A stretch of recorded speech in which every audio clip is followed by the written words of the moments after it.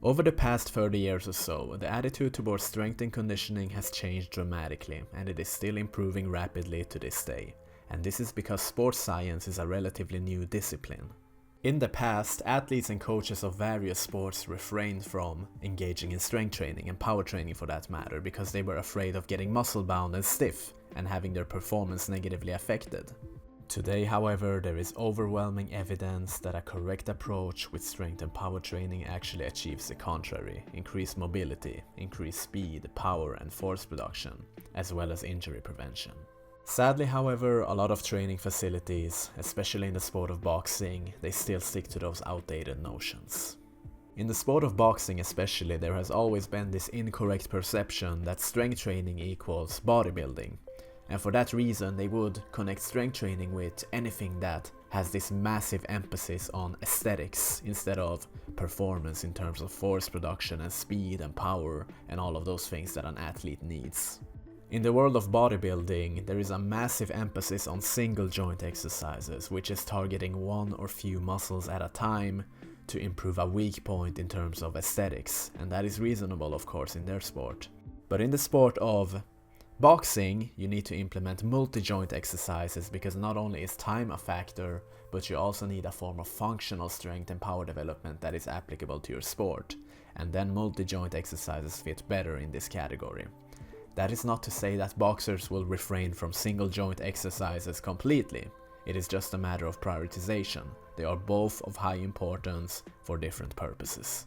Consider the act of a standard punch in boxing, a straight right hand. If we dissect this into its original subcomponents, we can see a bunch of movement patterns here: elbow extension, hip extension, leg extension, and all of those movement patterns have their appropriate exercise in the gym that can increase their power further. And this is basically the whole essence of strength and power training for sport specificity. In the world of track and field, the importance of power training was already known and established as early as the 1970s. Coaches knew that power development in this department was entirely possible through designated training formats such as plyometrics, Olympic lifting, ballistic training, and of course heavy strength training. And obviously this was reflected in the performance of the athletes as well. 50 years later, however, in the sport of boxing especially, even in high-class facilities with a high budget that you would even expect better from, they still remain laggards in this department and they are resistant to change, despite overwhelming scientific evidence. So what is the reason that they lag behind so much when compared to other sports? Is it a lack of resources? Seems plausible, but I've seen world-class boxing facilities still implementing inefficient methods. Is it a lack of information? Not that either. There is more information than ever in today's day and age, more scientific publications than ever. If that was the issue, then everyone would be following the right methodology, but that's not the issue either. This is the reason, in my opinion: extreme traditionalism. Boxers, the facilities, the coaches, they prefer the old school way of doing things, and there is a lot of pride involved, to be honest, and this leads to preservation, and preservation leads to resistance to change and overall skepticism to outside interference. And when you think in terms of this way, it leads to lack of innovation. So in essence, if we are allowed to generalize a little bit here, then most combat sports, and especially boxing, they are still stuck in the Stone Age when it comes to strength and conditioning when compared to track and field or rugby or soccer or many other sports. Now don't get me wrong, I am not referring at all to the skill aspect of boxing, I am referring to the strength and conditioning aspect, the physical preparation. Additionally, we have misinformation and subsequently misconception. Once again, you will commonly hear things such as strength training makes you stiff, muscle bound, it reduces speeds and all of those things, and this leads to misconception, of course. And of course, because of human factors such as mirroring, we see our role model, someone we look up to, doing one certain methodology and we think that is the correct way. We confuse cause and effect.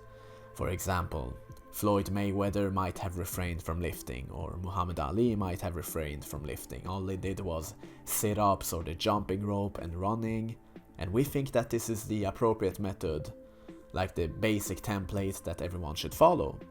But what we forget about people like Muhammad Ali and Floyd Mayweather and those kind of world-class outliers is that they were just They just had this X factor, and they were just so far ahead of the curve in terms of skill that they could literally do anything in the gym and still win. They could go and do Zumba classes and still win against competitors because they were so far ahead of the curve. And of course, the backbone of everything else, probably the cause of every major disagreement and conflict in the world, is lack of knowledge, lack of understanding. We might have an abundance of information. Right now, in this day and age, what we do not have an abundance of is knowledge. One thing is having readily available information, but another thing is having the energy to digest all of that information. Not everyone has the capacity to digest those books and scientific articles multiple hours every day, or at least once a week. It's understandable. All in all, the future belongs to the athletes and coaches with an open mind. With the tremendous advancements in scientific methodology, those who are open-minded and eager for knowledge will reap the benefits of partaking in efficient strength and conditioning interventions for the purpose of both sports performance and injury prevention. Wearable technologies such as heart rate monitors, velocity measuring devices, and video analysis software now allows coaches to collect and analyze data on athletes in real time. They will now have a better sense of control over many detrimental parameters, and they can use data instead of relying solely on intuition and guesswork. This is not to mention once again the abundance of readily available information which athletes from 30 years ago could only dream of accessing. We now know that there is a special training intervention for every single physical attribute, whether that is endurance or strength or power or neuromuscular factors, and we know that they need their specialized intervention. In the past, it was common to target all of them in this sort of hybrid approach through circuit training, for example trying to target strength and endurance and all of those things in the same session. And this would only lead to a poor emphasis on either factor, because everything would get half-assed for lack of a better term and nothing would be specialized. A typical format would look something like this. You would do your hybrid training intervention in the mornings or the afternoon, and then do your standard sports sessions like this. And in this hybrid session you would just try to target everything in this huge scramble. In modern training facilities who adopt scientific methodology, however, things look a bit more organized. You have your standard sports sessions, one day is dedicated to strength and power exclusively, one day is dedicated to aerobic endurance training probably, or anaerobic endurance training. Basically every session has its specialized emphasis instead of doing everything in this half-assed hybrid approach once again. And another thing that has improved significantly is using the correct metrics to track your progress, to set goals, to set benchmarks, not training on autopilot, not just deciding, okay, I'm gonna go out and run for 5 kilometers and finish that. No, you track the metrics of every intervention. Strength has its metrics, power has its metrics, endurance has its metrics. You can do movement screening to see where you're stiff and where you need special rehabilitative interventions. You can track your load, you can track your recovery, your body composition. Everything has metrics. Metrics gives us a sense of control and we remove the guesswork. Why? Because we can see the data. I do not trust the athlete, I do not trust the coach, I do not trust the politicians, I do not even trust myself. I only trust the data. Another thing that has advanced tremendously is the concept of periodization, which is basically fancy vocabulary for long-term planning. And I know this is a terrifying word for a lot of people, but it is really not that difficult. It simply means that you divide the grand objective into smaller, manageable tasks, because we humans, we cannot multitask physically or mentally. We need to focus on one thing at a time, get proficiently good at it, and then move on to the next, whether that is strength, endurance, or power development, whatever your sport demands. Another thing that we have started to take more seriously now is the concept of individualization. Before, it was common with a generalized approach where one coach would give every athlete the same training intervention. And naturally, this would of course lead to the survival of the fittest. Either you make it and you prosper, or you get injured and you have to quit. Now, however, we know the importance of an individualized approach. We assess where the athlete lies in terms of physiology, psychology, strengths and weaknesses, and we give everyone an individualized plan, or at least we should do this. Obviously, this is easier said than done because it is hard for one coach to manage, say, 30 athletes in one training facility. In the perfect world, there would be appropriate staff for every single aspect of sports performance. And this brings us to another mistake that is very evident, and that is one person or one coach trying to take on too many roles. Instead, the optimal solution would have to be having a staff for every single department of sports performance, a staff for the sport, the psychological preparation, nutrition, strength and conditioning, etc. Because by default, we cannot be experts in more than one area probably, because to be an expert, whatever the heck that requires, whether it is 10,000 hours or 20,000 hours, we don't have the lifetime to be expert in multiple things. It is better to use the expertise of different staffs and cooperate. For me, as a sports physiologist and a strength and conditioning coach that has worked with hundreds of athletes for thousands of hours, I would never go to a boxing coach and try to argue with them the correct way of throwing a jab or how to counter an overhand right or whatever. But I can argue with them the optimal way of designing a strength and conditioning program. In essence, strength and conditioning is based on general principles and solid fundamentals, a product of scientific methodology. And the rest comes down to intuitive decisions, which are a product of experience. And you need an even balance of both of those. This is what separates a good coach from a bad coach.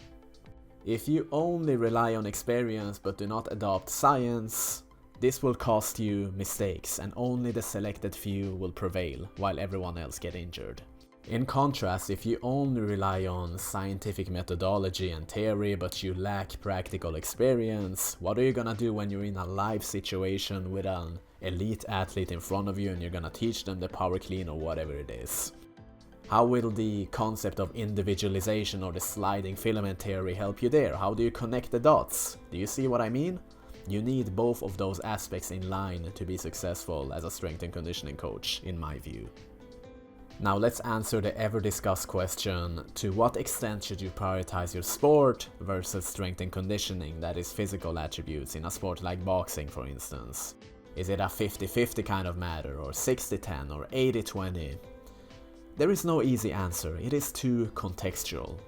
Regardless of how much time you decide to spend on strength and conditioning in relation to your sport, the thing you definitely want to avoid is having an inefficient method with high time allocation.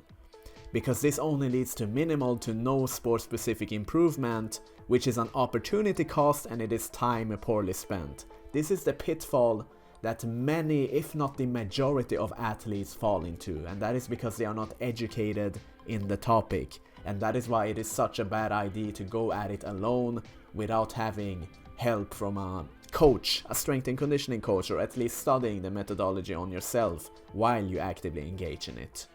If this is the method you follow, either consciously or unconsciously, to be honest, you're better off just doing once or twice a week calisthenics for the purpose of stability and general fitness and putting the rest of your focus on boxing. But there is a superior method, and that is doing things right with high time allocation, which will lead to sport-specific improvement, and you will have an opportunity benefit, and it will be time well spent. And the best way for this, the mother of all solutions, is to have a strength and conditioning coach. Yes, it will cost you a bit, but you will learn the fastest this way. Instead of buying all of the books or reading all of the scientific papers, which is the job of the strength and conditioning coach, you can minimize the time you spend learning an attribute through someone with experience. In the long run, this will be cheaper both money-wise and time-wise, and you avoid costly mistakes, and instead of spending 10 years learning something, it will take you 1 year. So basically, if you have the right methodology, by all means, yes, allocate time to it, go ahead. But ask yourself, what makes you think you have the right methodology? What qualifies you to such a conclusion? Are you merely having a false sense of security that you know that you are doing, while in reality you might not be knowing what you are doing? If you cannot answer this question convincingly and you still proceed, to be honest, you will only be cheating yourself.